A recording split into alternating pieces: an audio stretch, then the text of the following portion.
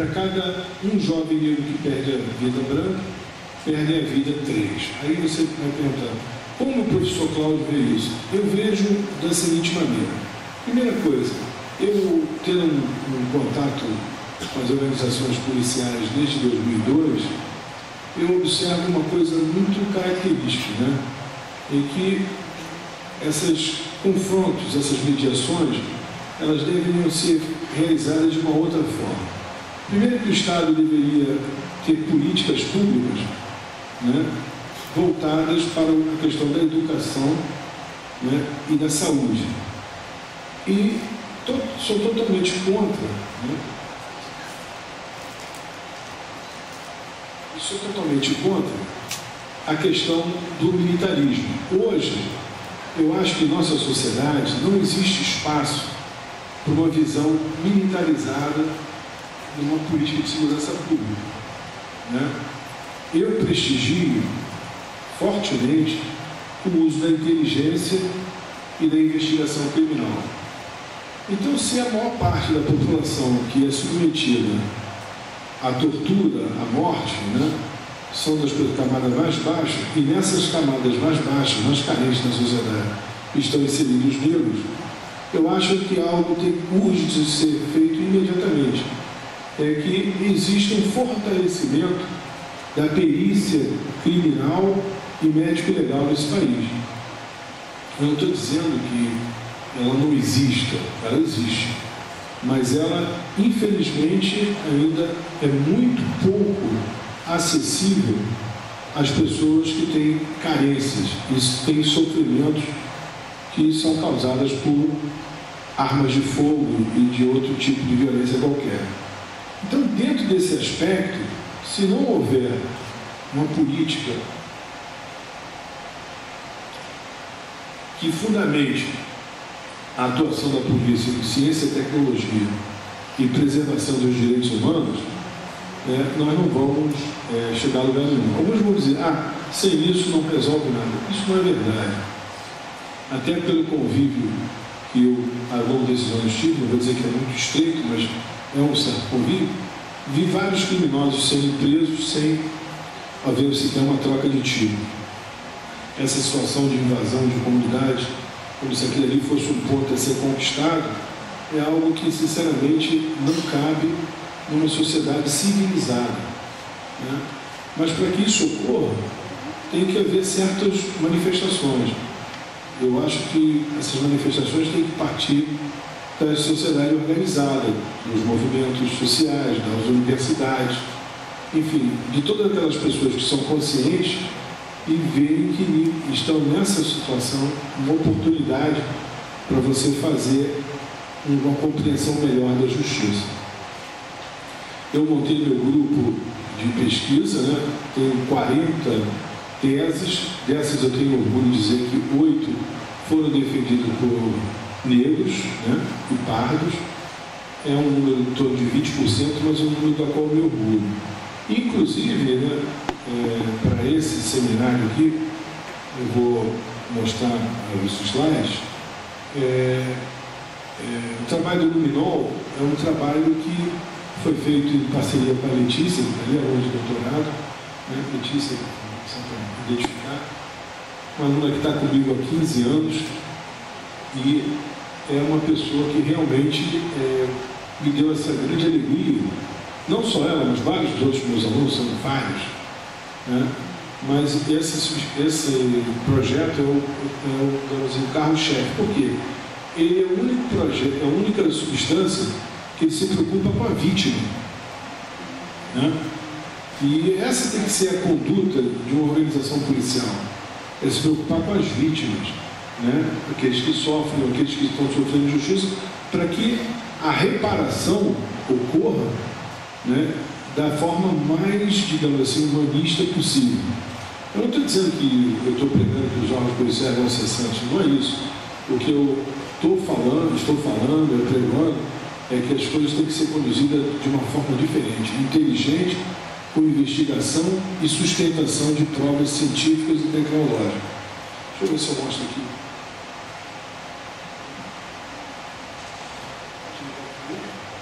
Pode ligar aqui.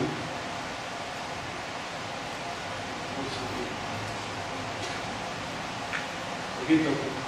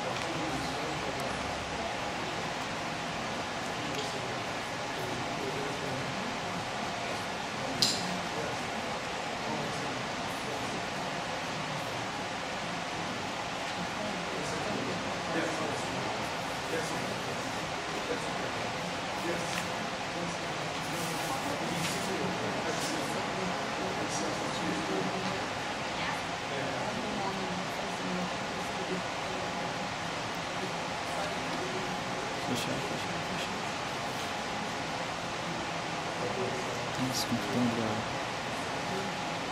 Nossa senhora.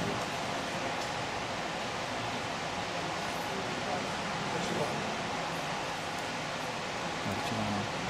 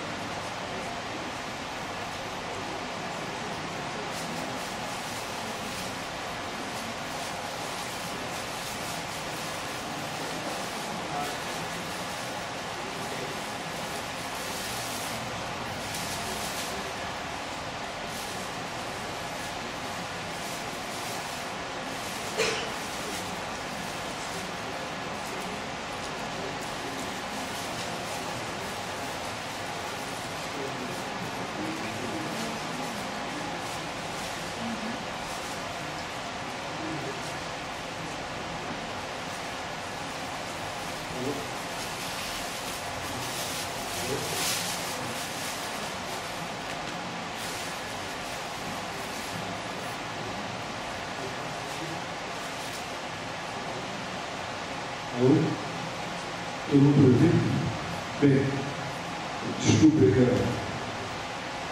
Bem, com isso, eu fui uma pessoa, estudei na escola pública, meu curso de elementar, fiz o meu nível médio no Pedro II e posteriormente vim para a UFRJ. Ao final de toda essa minha experiência, né, eu fundei com a minha esposa o Laboratório de Síntese e Análise de Produtos Estratégicos LASAP. E de 93 para cá, nós trabalhamos em várias áreas, mas fundamentalmente ligados à química forense aplicada às investigações criminais aos direitos humanos. E eu acredito que, com o perfil que eu tenho dos alunos, que essa experiência ela poderia ser expandida. Eu acho que o meu laboratório e as pessoas que estão nele, elas poderiam ser, digamos assim, serem expandidas, né, por um projeto que envolvesse, digamos, a criação nessa universidade de um colégio de aplicação e de uma escola técnica, né? Porque eu pude perceber que a riqueza em nosso país ela está concentrada em 3 áreas: agronegócio, petróleo e aeronáutica. Mas todos esses campos já estão consolidados, né, e pela atuação de pessoas, né, por várias outras características, herança de migrações, enfim, elas já estão inseridas nesse campo. E as populações mais carentes, né, elas tendo acesso à educação, ao conhecimento, através das políticas públicas que estão aí disponíveis, eu acho hoje que a situação muito melhor do que foi na minha época. Por exemplo, hoje nós temos o ProUni, né? Nós temos aí o REUNI, que colocou vaga na universidade, nós temos o sistema de cotas e temos o Ciências Sem Fronteira, inclusive pessoas do meu grupo têm ido para o exterior. E existem várias modalidades em que você pode criar nichos de novas aberturas de emprego, negócios e formação de renda. Por incrível que pareça, eu acho que na segurança pública, né, a segurança pública é um conceito, para mim, muito associado à saúde pública e à educação. Né? Me desculpe aqueles que acreditam na militarização, eu acho que militarização não é segurança pública. Militarização é alguma coisa ligada à defesa. Né? E eu mostro isso aqui através do trabalho que foi desenvolvido desde 1992 nesse laboratório, que foi fundado por mim, como eu falei anteriormente, e a minha esposa. Então são 40 teses, né? São vários trabalhos publicados, patentes, e eu acho que a gente tem muito a contribuir. E seria muito interessante para mim, assim como aconteceu, como foi a Letícia e outros, bem jovens para o laboratório. Você foi com 15 anos, não foi? Hã? 17? 17? Como teve Deise com 15 anos, não sei se foi o programa Jovens Talentos, foi esse? Do governo do Estado. E eu penso assim, se essas medidas, essas iniciativas, né, fossem multiplicadas por Instituto de Nutrição, farmácia, engenharia, né, um colégio aqui dentro da universidade, uma escola técnica, né, eu acho que a gente teria mais opções de inserção dessa população. Porque quando a gente vê a Universidade Federal do Rio de Janeiro, problema social, pode ser até questão injusto, mas eu só vejo aqui um projeto do professor Macena de vestibular comunitário, que atende várias pessoas no entorno da ilha. Nós temos parque tecnológico, nós temos várias outras iniciativas, temos incubadoras, temos o polo da Biorio, temos vários, mas a população negra e carente, ela não frequenta esses sítios. E esses sítios são públicos, são da UFRJ, a UFRJ é uma universidade pública. Eu não estou dizendo que nós vamos ter que colocar as pessoas lá de qualquer maneira, não. Nem elas querem isso, nós temos que preparar esses jovens. Existe todo um trabalho que pode e deve ser feito, até melhor do que a gente está tentando fazer. Eu vou dar uma pequena amostra do que a gente faz, para mostrar por que da nossa preocupação.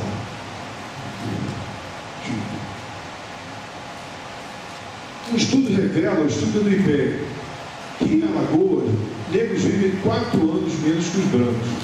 Em Alagoas, os homicídios reduziram em 4 anos a expectativa de vida dos homens negros. Entre não negros, apenas 3 meses e meio. O estado nordestino foi o que apresentou o pior resultado entre todas as unidades. Esse estudo é de autoria, né, do pessoal do IPEA, né, o pesquisador Daniel Cerqueira e o Rodrigo Leandro, e que analisou que, medidas as diferenças dos índices de morte violenta, podem estar relacionadas a disparidades econômicas, demográficas e ao racismo. De acordo com os autores, o componente racismo não pode ser rejeitado para explicar o diferencial de vitimização por homicídios entre homens negros e homens não negros no país. Considerando apenas o universo dos indivíduos que sofreram morte violenta no país, entre 1966 e 2010, constatou-se que, para além das características socioeconômicas, como escolaridade, gênero, idade, estado civil, a cor da pele da vítima, quando preta ou parda, faz aumentar a probabilidade do mesmo ter sofrido homicídio em cerca de 8 pontos percentuais. Novamente, Alagoas é o local onde a diferença entre negros e não negros é mais acentuada.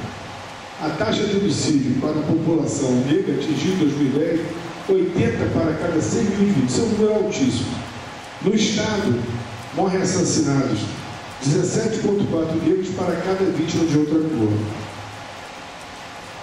Perfil racial e social dos homicídios no Brasil. O Espírito Santo e Paraíba também são destaques negativos no ranking elaborado pelo IPEA, por respectivamente 65 e 60 homicídios de negros a cada 100 mil habitantes. No Espírito Santo, os assassinatos diminuem a expectativa de vida dos homens negros em 2,97 anos e na Paraíba em 2,81. O negro é duplamente discriminado no Brasil por sua situação socioeconômica e por sua cor de pele. Tais discriminações combinadas podem explicar a maior prevalência de homicídios negros, né, observada com relação ao resto da população. Essa tabela aqui é só, eu não gosto muito de mostrar assim detalhes estatísticos, eu vou ser mais direto, não vou falar dado a dado, mas você pode ver que na população branca de 2012 a 2010 houve um total de 144 mil negros, né, pessoas adultos, 144 mil. O mesmo número de adultos, quando somado os negros e os pardos, você chega à população de 272 mil. É quase 2,3 para 1. Isso quando se refere à população adulta. Esse número aumenta representativamente quando nós temos a questão do jovem.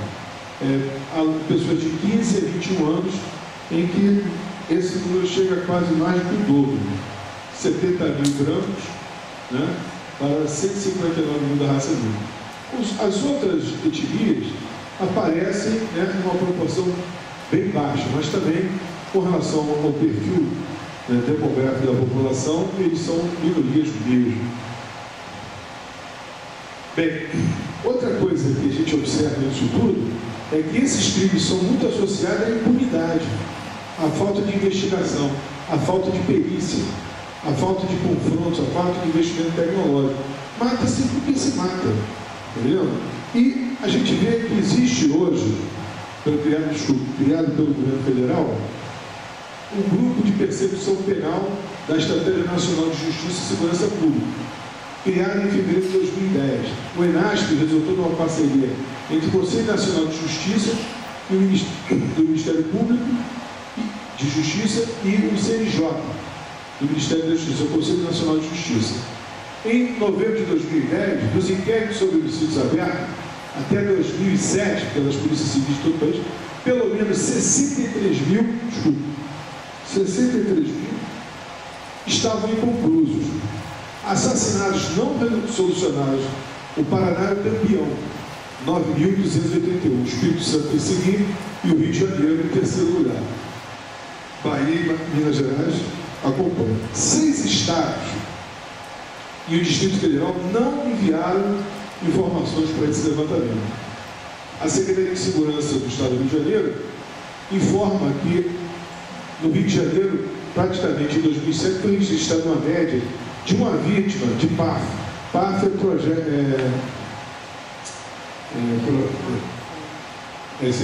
projeto de arma de fogo, né? Arma de fogo, vocês são vitimados por arma de fogo. Bem, nós vimos que com a resolução de homicídio no Brasil de 1%, né? Isso é uma coisa, isso é um dado assim vergonhoso, né? Em que você vê que claramente existe uma política de impunidade. Nós resolvemos contribuir no nosso laboratório de trabalho da Letícia com a criação de um produto que é capaz de identificar o sangue oculto. Esse reagente, ele não foi a primeira vez que foi sintetizado pelo nosso grupo. Ele já veio feito por Schmitz em 1913 e em 1928, Albert, ele, digamos assim, caracterizou as reações quimiluminescentes do luminol. O que nós fizemos foi popularizar essa substância. O que eu quero dizer a vocês é o seguinte: hoje, qualquer órgão de segurança, de defesa, que precise de luminol, nós temos condições de atender. Então, se não há investigação, eles não querem investigar. Nós estamos aqui para fornecer, lógico. Se for uma demanda grande, o Estado tem que contribuir alguma coisa. Da mesma forma que eles contribuem aí com os projetos da Petrobras, etc. Mas nós temos competência de ceder. Porque eu acredito no trabalho em que você pode ter a parceria de policiais, estudantes e professores. É assim que eu enxergo polícia, é assim que eu enxergo segurança pública. Isso aqui é um luminol que é usado, isso foi usado, por exemplo, diretamente no caso Amarildo. Nós cedemos esse luminol para o CECRIM, Centro de Criminalística da Polícia Militar. Por que a PM? Porque o crime foi militar. A PM não tinha dinheiro para pagar, nós cedemos. Então, não seria por falta de luminol que não seria investigado o caso Amarildo. Entendeu? Tem 10 minutos. Esse daqui, não uma concessão aí para o. Tá bom? Isso aqui é só para mostrar as patentes do luminol dos Estados Unidos, do Brasil, né? Em que nós patenteamos essa substância. Porque resguardamos o conhecimento público. Aqui, o sangue você vê claramente, aqui uma área que você vê que não tem nada, né? E aqui tinha ocorrido um homicídio. Provavelmente o agressor correu nesse sentido. Eu até acho que quem morreu aqui foi um professor de química forense. Isso aqui é uma sala de aula. Né? Então, você fica bem caracterizado. Esse azul é onde tem traço de sangue. O solado do sapato, enfim, rastros. Você pode caracterizar facilmente uma exame de sangue. E o que eu posso dizer a vocês que nós temos o melhor luminol do mundo? Eu falo isso e estou aí para brigar, graças aos meus alunos, com qualquer empresa multinacional. É o melhor luminol do mundo. Por quê? É o que mais brilha. Ele brilha 10 mil, luminol do mundo brilha 10 minutos. O que isso vai permitir? Digitalização da cena de crime. Você vê, por exemplo, esse rapaz que está aqui na minha frente, né? Qual é o seu nome? O Renan, de profissão fotógrafo. Na Polícia Civil deveria existir a profissão do Renan. Não existe fotógrafo forense, não existe pessoas que filmem, né? E um centro de polícia que é muito ligado ao nosso grupo é da Polícia de Miami. Lá tem um instituto de imagens em que todas as cenas de fotografia e vídeo são guardadas. É importantíssimo para quem, né? Isso teria que ser incorporado ao Carlos Heller. Como você pode solucionar o homicídio se você não tem registro, né? E o nosso luminol permite criar 10 minutos. Nós utilizamos câmeras D60 e D90, que podem ser usadas no escuro. Esse curso recente, com o fotógrafo do nosso grupo foi para lá, né? A Nikon deu para cada um uma D300. Né? Então você que é fotógrafo sabe o que eu estou falando. E as fotos digitalizadas a partir da cena do crime podem ser enviadas para a diretoria. Qual é a maior crítica que o pessoal faz com o luminol? Quer dizer, uma delas: você manda muita coisa errada para cá, Cláudio. Chega muito os teus alunos, os teus policiais, porque o pessoal não quer investigar, não quer porra nenhuma, a verdade é essa. Trabalho é algo que o pessoal e sabendo se vai ter desdobramento com a justiça. Então, nós criamos no laboratório uma adaptação em que agora nós temos um reagente específico, até para dosagem de 1 para 15 mil, para detecção da hemoglobina humana. Então agora o policial não vai mandar mais para o laboratório de DNA uma amostra que não é de hemoglobina humana. A amostra será de hemoglobina humana, porque vai ter um teste específico antes, com esse objetivo. Aqui é para mostrar, isso é a parceria que nós temos com o professor Rodrigo, né, que é de genética molecular, trabalhou no FBI. Todos os nossos laudos podem ser feitos e o DNA dos agressores serem comprovados. Outra situação que nós previmos, até em função dos jogos, é que podem ocorrer explosões no Brasil, né? Então você precisa detectar facilmente porque sangue queimado. Então eu coloquei sangue aqui e queimei com quantidade de gasolina para 3, 5 e 10 minutos. Vocês podem observar, ó, 3 minutos, 5 minutos, 10 minutos, 10 minutos. E posteriormente, mesmo queimado, você consegue ver o sangue. Uma explosão, eu fiquei muito chocado com isso quando eu presenciei os corpos que chegaram lá da Antártida, dos marinheiros. As pessoas viram uma massa, né, de resíduo. E isso pode ocorrer, né? E se isso ocorrer, nós não vamos deixar para usar antes. Nós, aqui da universidade, nós pensamos em segurança pública e investigação profilaticamente. A gente não está esperando acontecer. Se tem a mínima possibilidade de acontecer, a gente está disponibilizando isso. Mas as autoridades parece que não enxergam, não escutam. Nossa ação afirmativa é a favor da vida, né? A gente não concorda que o homicídio tem que ocorrer e depois buscar uma solução que puder evitar, é melhor. De todos os casos do luminol, eu critico muito isso. Ele sempre é usado em casos de repercussão, né? O caso do Amarildo, do Ioc, aquele lá do São Paulo, o goleiro Bruno, Nardoni. Eu citei 8 casos aqui. Desses 8 casos, do laboratório, foram usados 5 e 5. Só não foi usado nos 2 casos de São Paulo, né? Por razões, é óbvio, né? O pessoal da Polícia de São Paulo importa o luminol dos Estados Unidos. Um outro crime, que eu tenho até um certo cuidado em falar com isso, que cresce mais do que o homicídio, né, e que agride frontalmente a sociedade brasileira, é o estupro, né? Mas eu ouço falar, eu não sou especialista nessa área, mas há muitos colegas meus, né, ligados a movimentos sociais, eu falo, a miscigenação no Brasil é fundamentalmente galgada no estupro, né?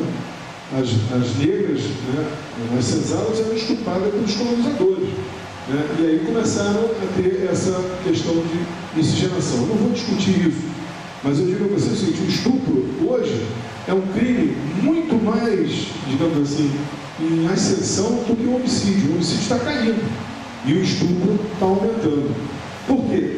Em alguns casos os criminosos estupram, fazem sequestro relâmpago e tudo, e estupram para que não haja denúncia, né? E nós temos uma visão que esse tipo de gente tem que ser detectado através da matriz biológica sêmen. O estupro no Brasil é muito maior em áreas como Roraima, Rondônia e Santa Catarina, e menor taxa em Paraíba e Rio Grande do Norte. Por que isso? Né? Eu exatamente não sei, tá? Mas eu vejo que, de uma maneira geral, é um problema sério. Isso aqui eu quero dizer que os dados mostram claramente em que há uma ascensão do estupro no Brasil, chegando até ao menos mais de 18,7% do ano passado para esse ano.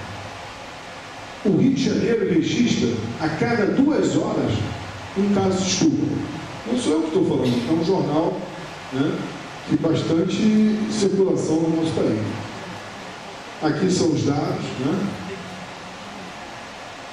E nós fizemos um reagente, a fenolftalina bifosfato, que está aqui, está disponível para a Polícia Civil, Polícia Militar, quem quer que seja, para que use isso em investigação criminal. Porque você, para provar um estupro, você tem que ter um gameta íntegro, impossível, né? Estupradores, muitas das vezes, não têm sequer gametas. E é difícil você arrumar um citologista. Você tem que ter exame de DNA.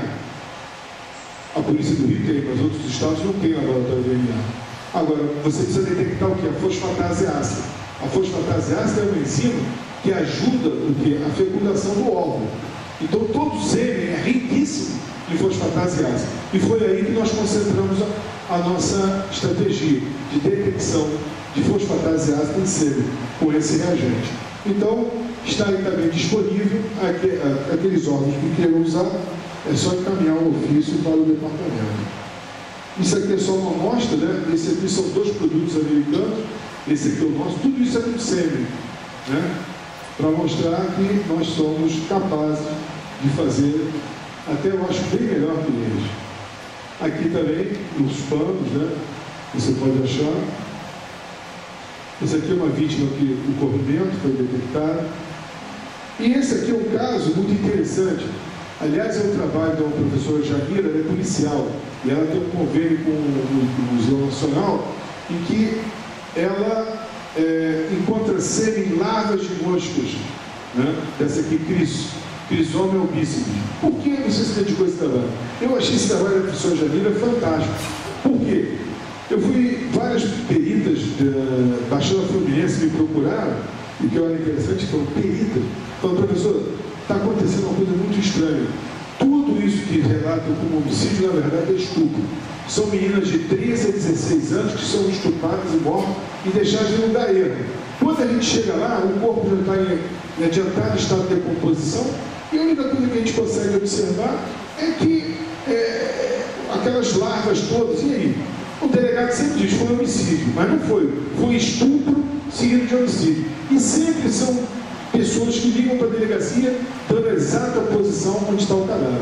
A Jamila está mapeando o DNA desses assassinos, desses estupradores, né? E eu forneci como elemento a capacidade também de dosar fosfatase ácida. Então, DNA e fosfatase ácida, se Deus quiser, logo vão colocar na cadeia milhares, espero, vários desses estupradores.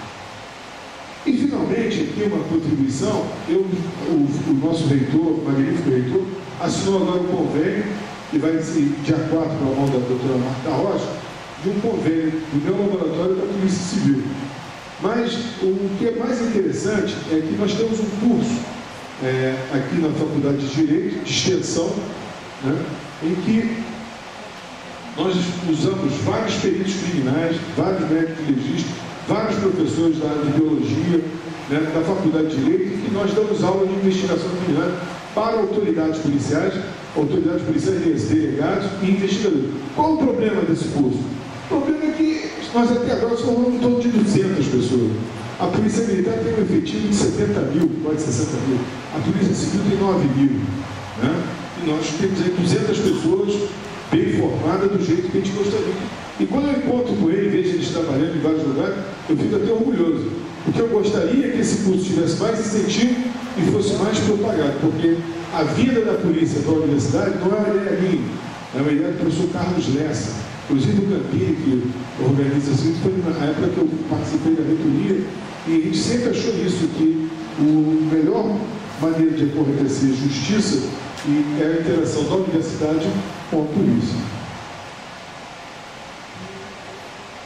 Esse aqui é o meu laboratório, ele fica aqui no laboratório 508, Instituto de Química 508, aqui primeiro no bloco A. Se alguém quiser ter a honra de me visitar, é um prazer. Né? E aqui são todas as instituições que apoiam e que suportam esse trabalho, né? E que eu sou muito grato a ela, e principalmente a minha esposa, meus alunos, né? Funcionários que também da manutenção aqui do Instituto, que dão todo o suporte para a realização do trabalho. Obrigado.